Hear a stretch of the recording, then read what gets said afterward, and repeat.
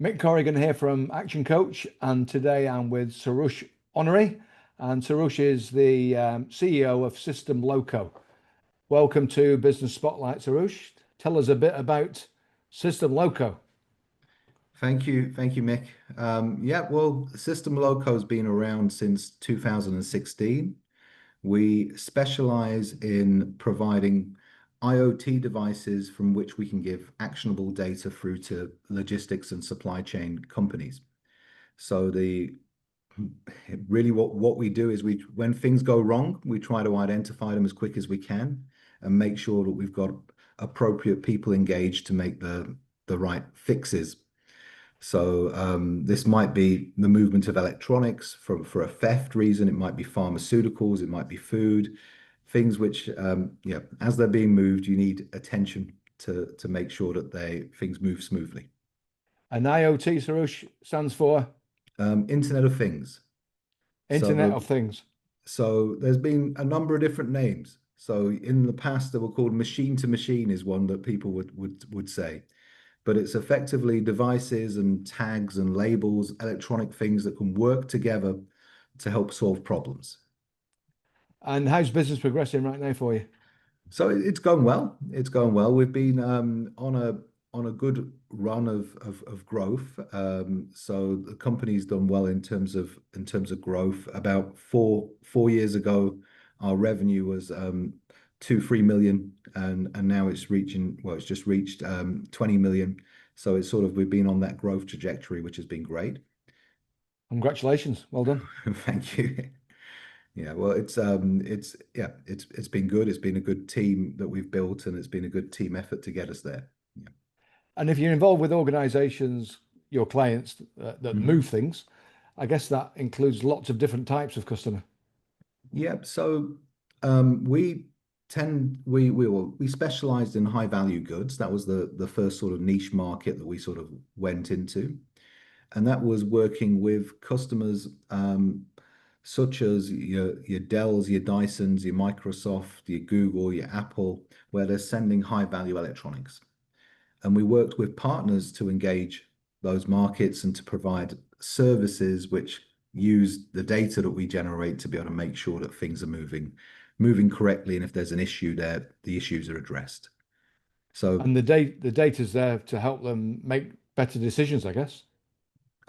yeah, twofold. So I mean, we live in a world now which is there's a lot of talk about AI and how AI can be used to improve processes, everything from obviously writing a document to looking at how you can change and optimize processes in different businesses. But all of that relies on data and good quality data that you can base your judgments on. So our activities really have been trying to make sure that we can get good quality, what we call actionable data across, and then effectively allowing for these models to be able to look at the events and take appropriate actions. And whether that's again partly automated or completed by people having to get on the phone to law enforcement because of a potential cargo theft, we work with partners to help provide those solutions. And it sounds quite a specialist area, this then. Um, It Pretty is. I niche, I mean, guess. Yeah. it is fairly niche. Although it's quite big in the sense that as a company, we've managed to now have 3 million devices that we've put out into the supply chain.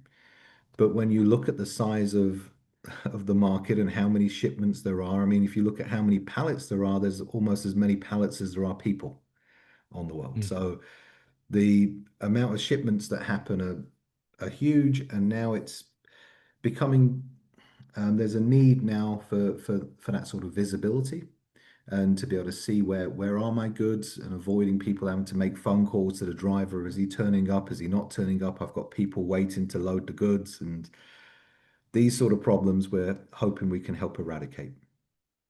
That's an amazing stat, by the way. There's as many pallets as there are people in the world. Wow. Pretty much, yeah. Wow.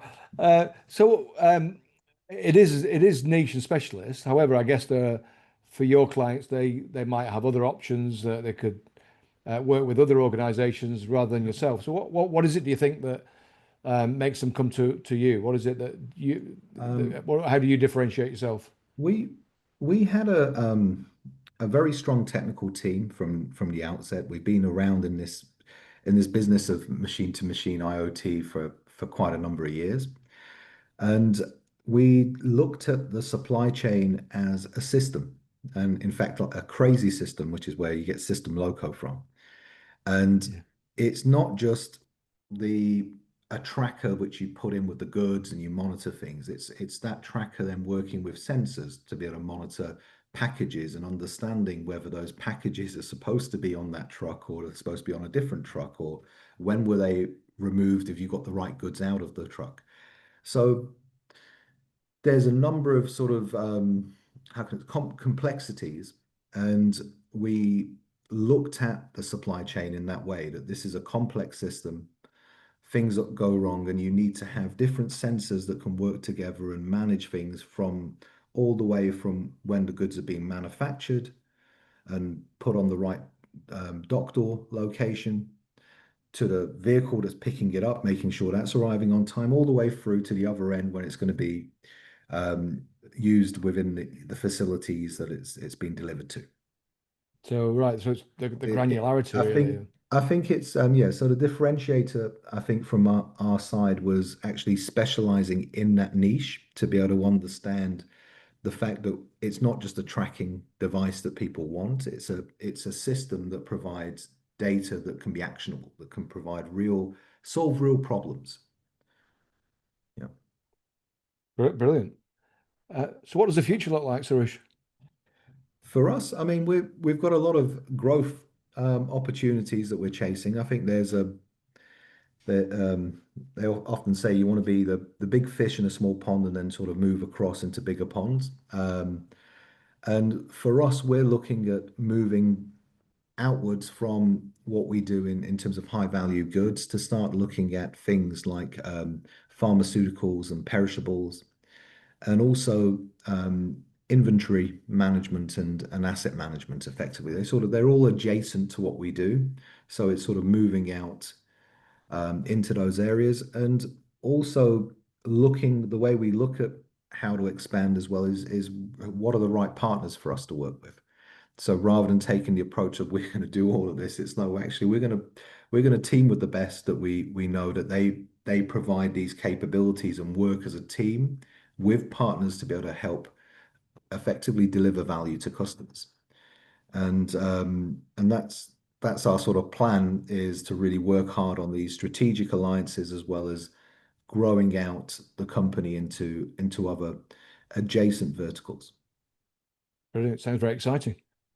Good Thank stuff. you.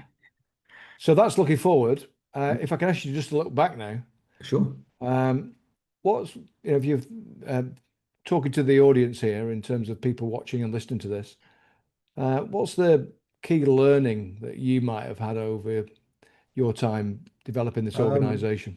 Key learnings, I think one is that culture is probably the most important thing of all, in my opinion. It's making sure that you've got the right people there, having the right people in the team that you that they will get on and get things done, and then getting out the way, letting them run with it. And I think that's really important to be able to scale. You need to be able to have that ability to delegate. And I think that's where we've been quite blessed, is that we actually have got really we've been lucky to have really good people. Um, the the other the other challenge, I think you do naturally, you do want to think big or think different, and look at focus on customer problems. So as long as you can solve one problem, you're adding a lot of value. And I think and that's where I think we've tried to really again understand what is it that the customers, where are their pain point? What's their biggest pain point? How can we make that easier? Can we provide a big easy button for them to be able to press? And I think the more that you can focus and on those pain points, you can cut out a lot of the noise. So I've come from an electronics background, but there's a signal to noise ratio, which we talk about. And really, you want to cut out as much noise as you can so you can focus on the important things. And I think that's what my learnings are, and probably what we didn't do great at the start was we naturally you sort of there is a lot of noise. You're looking at 101 different things, and it's sort of like, well, let's focus on the big problem. Souroush, that's great advice. Thank you for that. And talking of adding value, as you do as an organization, you've added a lot of value to this Business Spotlight interview. So I thank you very much for that and wish you all the best for the future. Well, Mick, thank you for having me on. Appreciate it.